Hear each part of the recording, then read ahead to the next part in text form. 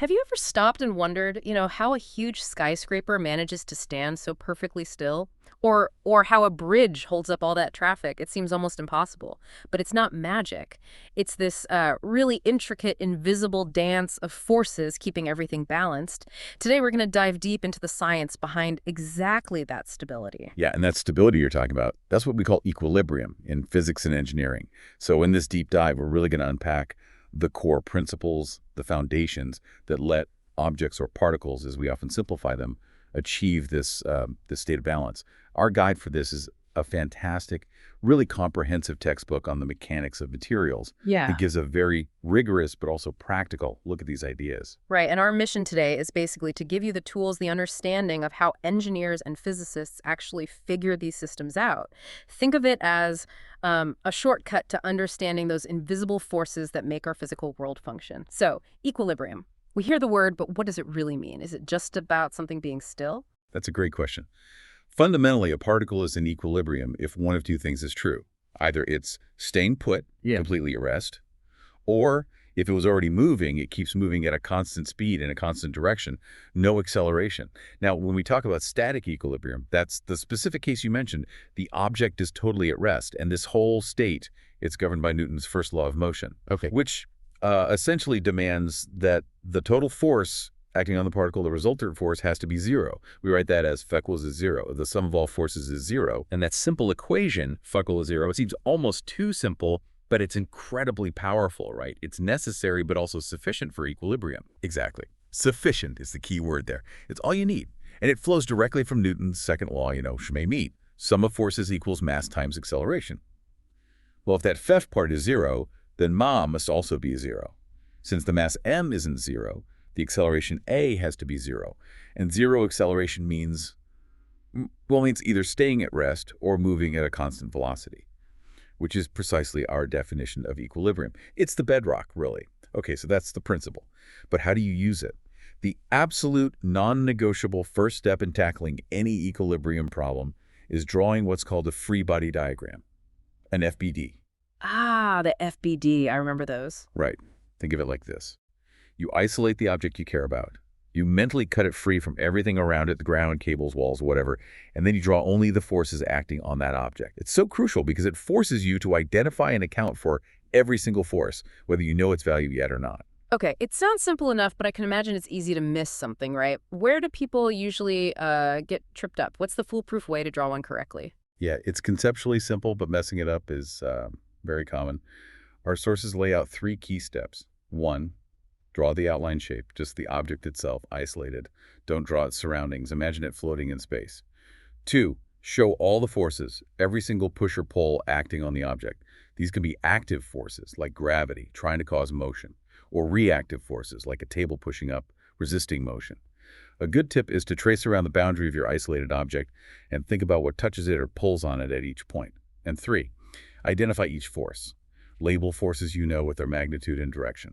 For the unknown forces, use variables like T for tension or N for normal force, and assume a direction. We'll figure out the actual values and directions later. That makes sense. Trace the boundary, label everything. Okay, so when we're looking for these forces, what are some common things we'll see, like common types of supports or interactions? Good question. Our sources highlight three really common ones you'll see again and again. First up, springs. We usually treat them as linearly elastic. That just means the force they exert is directly proportional to how much you stretch or compress them. This is Hooke's law. F equals Ks. K is the stiffness, how hard it is to stretch. And S is the deformation, the change in length from its relaxed, unstretched state. So say a spring is normally 0.8 meters long and you stretch it to 1 meter, that's a deformation S of 0.2 meters. Multiply that by its stiffness K, and boom, you have the force it's pulling with. Super useful relationship. Right, F equals KS. Got it. What else? Second, cables and pulleys. For these problems, we typically assume cables are weightless and don't stretch. The really important thing about cables is they can only pull. They support tension. They can't push.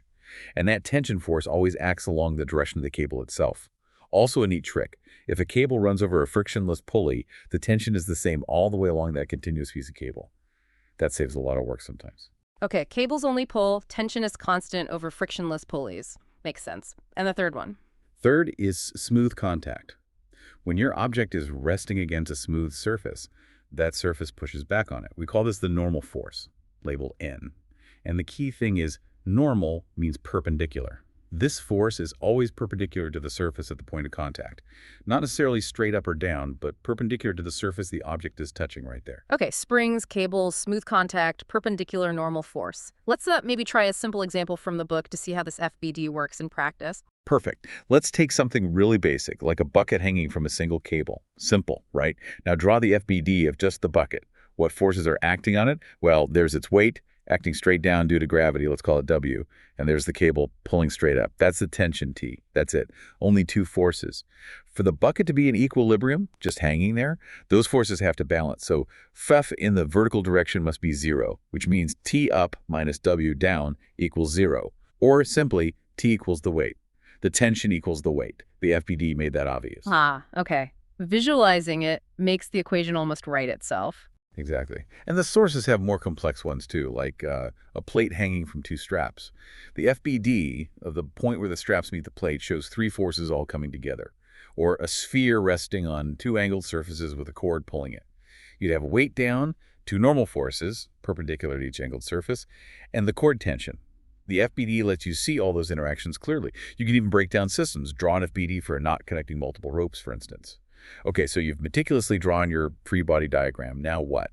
Now you apply the math, the equations of equilibrium. We'll start with coplanar systems. That just means all the forces lie flat in a single plane, like on a sheet of paper. Think 2D for now. Right, 2D. So you have that one vector equation, cos E equals 0. How does that actually turn into numbers we can calculate with in 2D? A force has magnitude and direction, precisely. In a 2D coplanar system, that single vector equation, phi equals 0, actually splits into two independent scalar equations. You resolve every force into its horizontal x and vertical y components. Then you sum up all the x components and set that sum to 0. Fake equals 0. And you do the exact same thing for the y components. Fake equals 0. These two equations give you the power to solve for up to two unknown things, usually force magnitudes or maybe an angle. Ah, okay. So one vector equation becomes two scalar equations, phyvex and phykeys. You got it. And a crucial bit here is being consistent with your signs. Pick a direction for positive x, usually right, and positive y, usually up. Any force component pointing those positive directions gets a plus sign in the sum. Any component pointing opposite gets a minus sign. And here's a helpful tip. When you put an unknown force on your FBD, you have to assume a direction for it, right? Yeah. If you solve the equations and the value for that unknown comes out negative, don't panic. It just means the actual direction of the force is the opposite of what you initially drew on your FBD. The math corrects your guess. Oh, that's handy. So a negative answer just flips the arrow direction. Exactly. So let's quickly summarize the procedure for these 2D problems. Step 1. Free body diagram. Draw carefully. Set up your XY axis. Label all the known forces. Label the unknowns with variables and assume their directions. Step 2. Equations of equilibrium. Apply FEPWAS and GOV0. Break forces into components, watch your positive, negative signs. If there's a spring, use FTWA to relate force and stretch. Step 3. Solve. Solve the two equations for your two unknowns. If you get a negative result for a force, just remember it acts opposite to your FBD assumption. Yeah, that sounds like a solid plan. Let's unpack this with some of those real-world examples you mentioned from the sources, put some numbers on it. Great idea. Let's take that 60-kilogram cylinder hanging from two cables, BA and BC. The key here is not to draw the FBD of the cylinder itself, though you could. It's simple. Weight down, one cable up. The interesting part is the ring, or point B, where the two cables connect to the vertical cable holding the cylinder. If you draw the FBD of ring B, you have three forces. The tension from the cylinder pulling down, which is just its weight, 60 kilogram, 9.81 meters sorter, and the unknown tensions in cables BA and BC pulling up and outwards at their respective angles. Right. Three forces meeting at a point. Exactly. Apply Fogenavel 0 and Fogenail to that ring B. You'll get two equations with two unknowns. The tensions TBA and TBC, solve them, and you find TBA is about 420 newtons and TBC is around 476 newtons. Now you know if your cables are strong enough. Okay, that makes sense. Analyzing the connection point is key. What about that breaking ropes example? That sounded interesting. Yeah, that's a good one for understanding limits. You have a 200-kilogram crate hanging from rope AC at an angle U and rope AB, which is horizontal. Both ropes break if the tension exceeds 10 kilonewtons, 10,000 N. We want the smallest angle U possible without breaking a rope. Again, analyze the connection point A, You have the crate's weight pulling down, 200 kilograms, 9.81 meters, Hooke 1962N. Tension TB pulling horizontally left, and tension tack pulling up and right at angle U. Apply FEX, and 5 is 0, 0. You'll find that tack is always going to be larger than TAID because it has to support the entire vertical weight and counteract the horizontal pull from AB. Ah, so AC will snap first. Right. So you set tack to its maximum limit, 10,000 N, and solve the equilibrium equations for the angle U. You find that the smallest angle you can have before tack hits 10 kN is about 11.3 degrees. At that point, TD is also quite high, around 9.81 kN, but still below its limit. Go any steeper, smaller angle, and tack snaps. Wow, okay. That really shows the practical safety aspect. And the lamp with the spring. That one combines forces and spring deformation.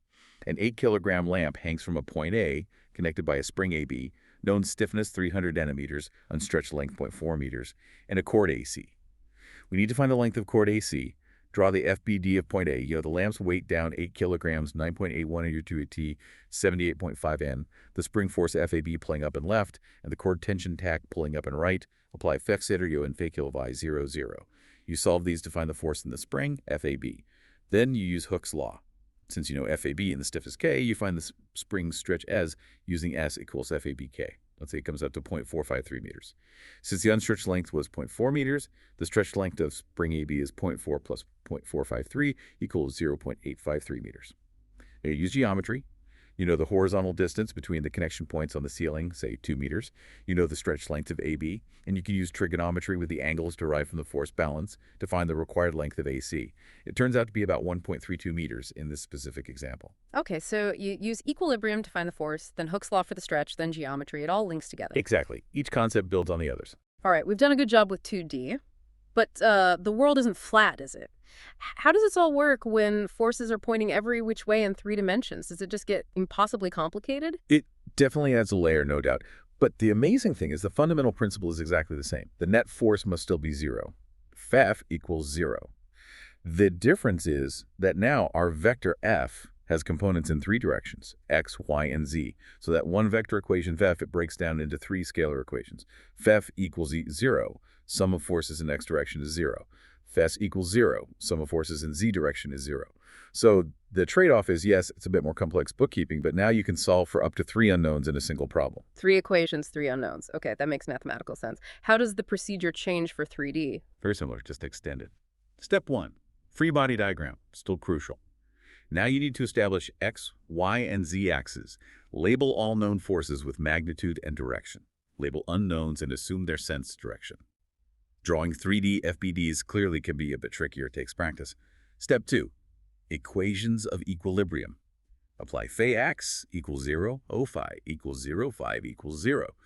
Now, for simple cases, you might be able to see the components directly, but often in 3D, the geometry gets complicated.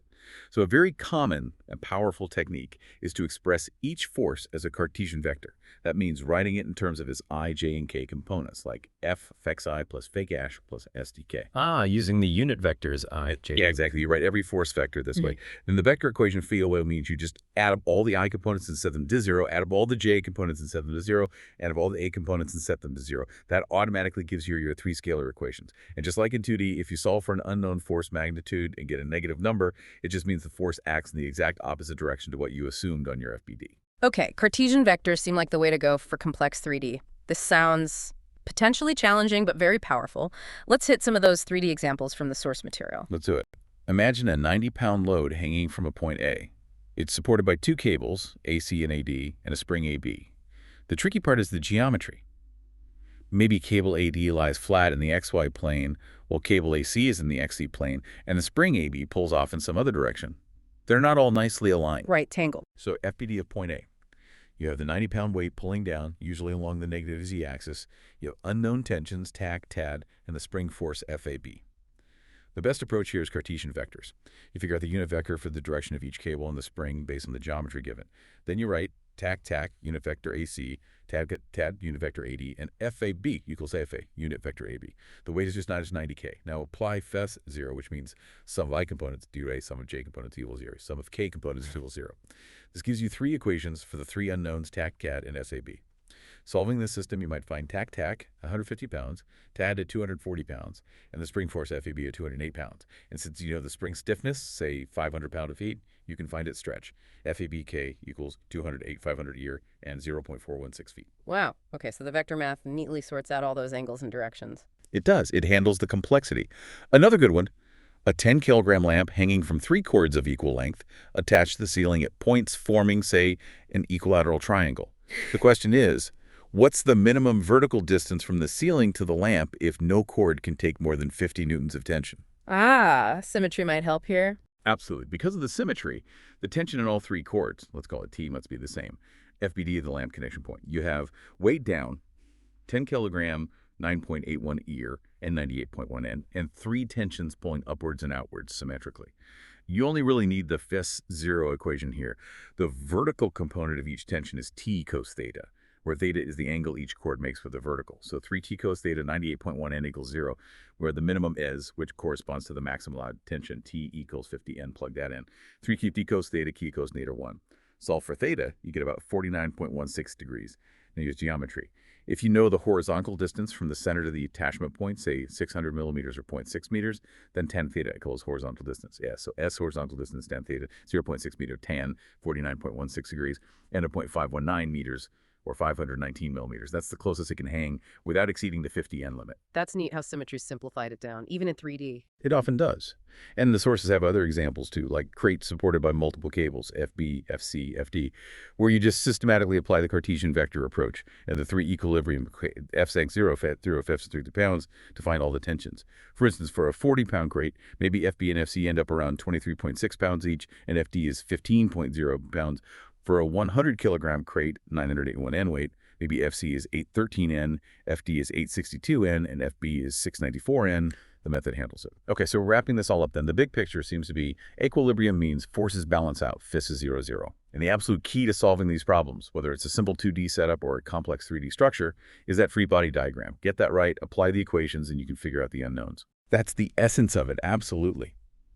The FBD translates the physical situation into something you can analyze mathematically.